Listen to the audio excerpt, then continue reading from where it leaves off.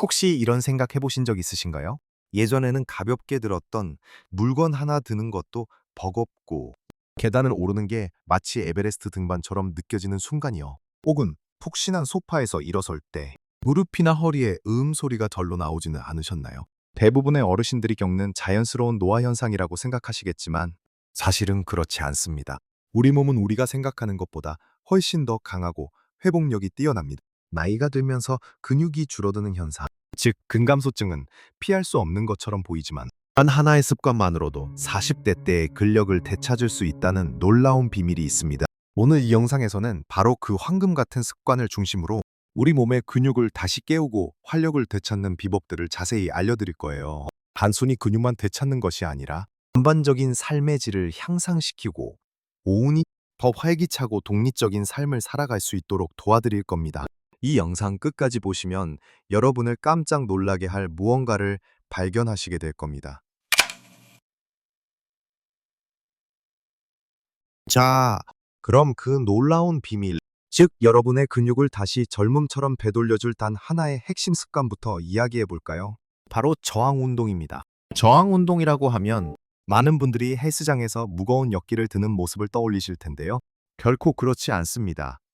저항 운동은 우리 몸에 적절한 저항을 주어 근육을 사용하고 강화하는 모든 활동을 의미합니다. 이것은 무거운 기구가 없어도 여러분의 집에서 심지어 의자에 앉아서도 충분히 할 수 있는 것들이 많습니다. 우리가 나이가 들면서 가장 두려워하는 것 중 하나가 바로 근육 손실, 즉 근감소증입니다. 근육은 단순히 힘을 내는 역할만 하는 것이 아닙니다.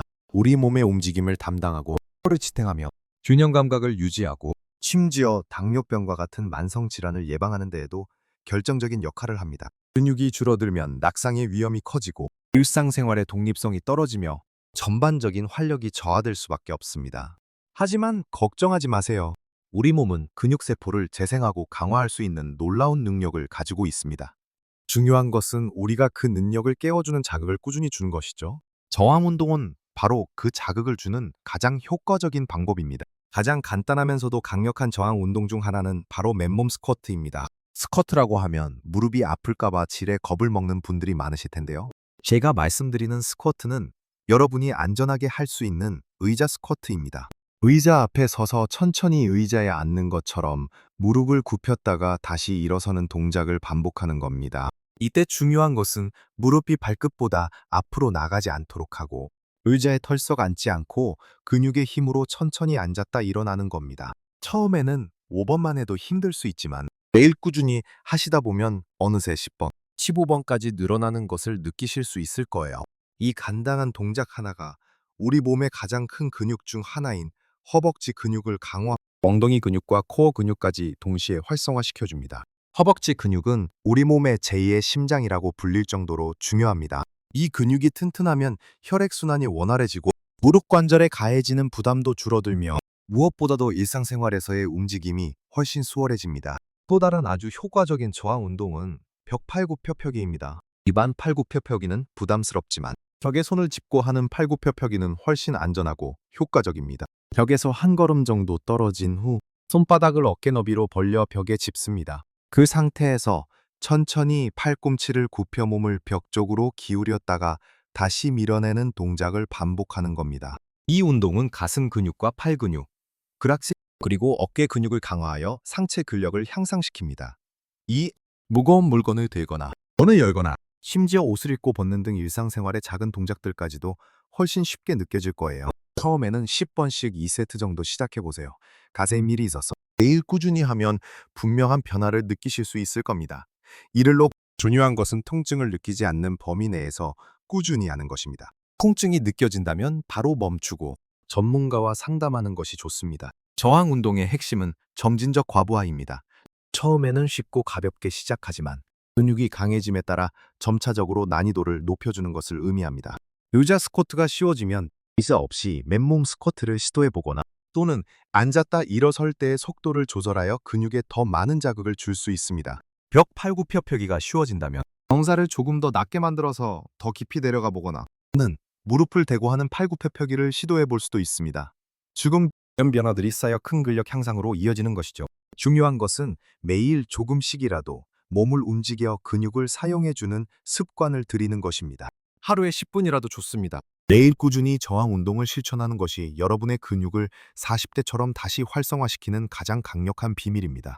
꾸준히 저항 운동을 하는 것만으로도 여러분은 분명히 더 젊고 물이 더 건강함이 더 활기찬 삶을 되찾을 수 있을 겁니다. 이제 근육을 만드는데 운동만큼 중요한 영양에 대해 이야기해 볼까요?